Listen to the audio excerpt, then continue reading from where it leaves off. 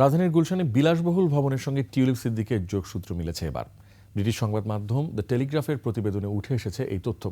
এতে বলা হয় ২০১৪ সালে গুলশানে বিলাসবহুল ওই ১০তলা টাওয়ারের বাসিন্দা হিসেবে টিউলিপের নাম তালিকাভুক্ত ছিল।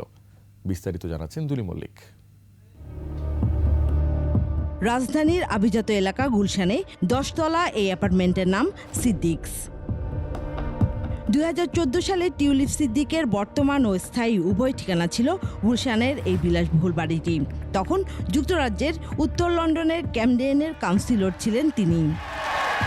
ব্রিটিশ সংবাদ মাধ্যম দ্য টেলিগ্রাফের প্রতিবেদনে নতুন করে টিউলিপের সঙ্গে সংশ্লিষ্ট এই বাড়ি নিয়ে তথ্য প্রকাশিত হয়েছে।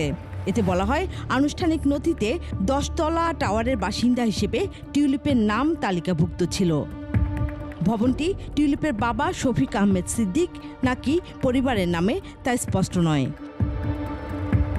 এ নিয়ে বাংলাদেশে টিউলিপের সঙ্গে সংশ্লিষ্ট পঞ্চম সম্পত্তির সন্ধান মিলল।